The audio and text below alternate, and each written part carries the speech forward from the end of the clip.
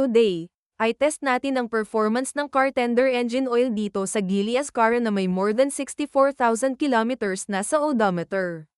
Before tayo mag-change oil, ay record muna natin ang engine condition gamit ang ilang testing methods, kasama na ang oil quality analysis, engine noise level, at vibration test. Ang engine oil na kasalukuyang gamit ay 0W20, na siyang recommended viscosity from the dealership. Pag-check natin sa dipstick, medyo brownish at slightly burnt na ang kulay ng langis. Ibig sabihin, nagamit na ito for several thousand kilometers at baka nabawasan na yung mga protective properties niya. Chinek din namin manually yung oil texture. Smooth pa naman yung langis, pero the color indicates oxidation and contamination galing sa paggamit ng makina. Using an oil quality analyzer, nagre-read ng around 50% ang condition ng engine oil, which means nasa halfway na yung langis ng kanyang usable life at baka hindi na optimal yung performance nito. Sinukat din natin yung engine noise using a sound level meter. Bago ang oil change, nasa around 81.5 decibels ang engine noise level. Nag-perform din tayo ng vibration test using water na nakapatong sa ibabaw ng makina. Makikita mo talaga yung visible vibration na nag-i-indicate ng engine movement at vibration habang naka-idle.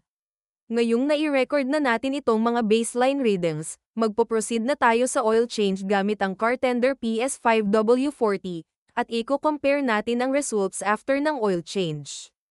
Ginawa yung oil change sa isang professional service facility by trained mechanics, following standard oil change procedures, kasama na yung pag-drain ng lumang langis, pag-replace ng oil filter, at pag-refill ng bagong engine oil.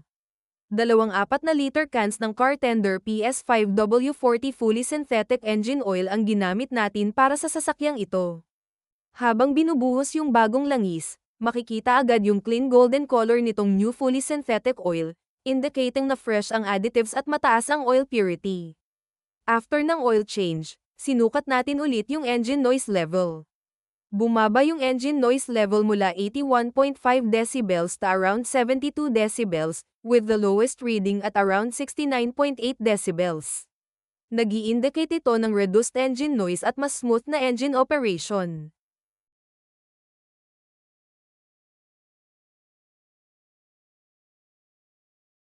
Yung vibration test naman ay nagpapakita ng reduced movement compared dun sa bago mag-oil change, which indicates smoother engine performance.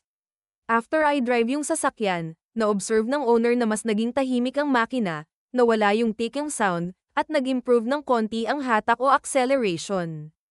2 weeks after ng oil change at after ng ilang kilometers of driving, smooth at quiet pa rin ang engine performance. Nag-improve din ang fuel consumption readings, though baka naapektuhan din ito ng changes sa fuel type at tire setup. Kaya yung fuel economy results natin may vary depende sa driving conditions at vehicle modifications. Based sa ating before and after tests, nagpakita ang Cartender PS5W40 ng improvements sa engine noise, vibration, at overall engine smoothness. Iko-continue nating i-monitor ang oil quality, engine protection, at performance over the next few thousand kilometers. Ito ang ating real-world engine oil test para sa Geely Ascara gamit ang Cartender engine oil.